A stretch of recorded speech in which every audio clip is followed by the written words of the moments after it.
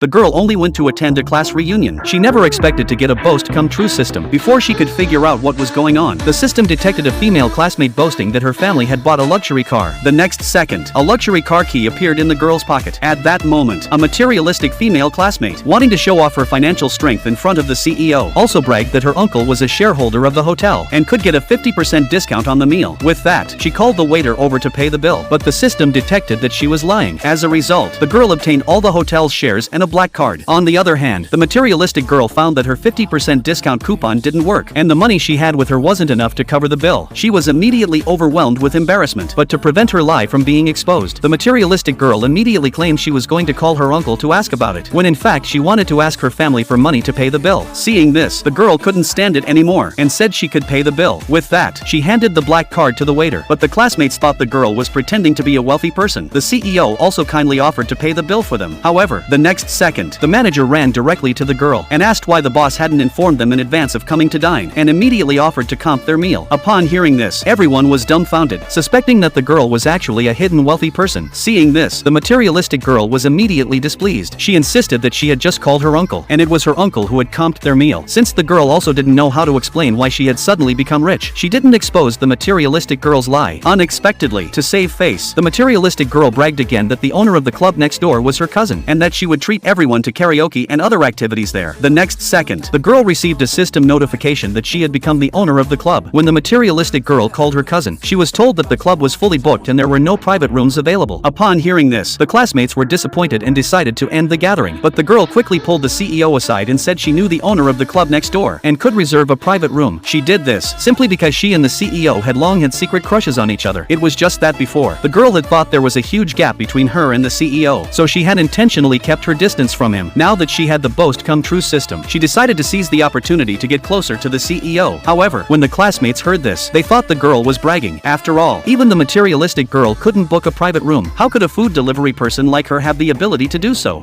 But the girl just made a phone call to the club, and the club staff immediately reserved a VIP private room for her. Seeing this, everyone was shocked, but the materialistic girl still thought the girl was putting on an act. To expose the girl's trick, the materialistic girl went to the club next door with the classmates, only to find that the club employees were lined up to welcome the girl's arrival.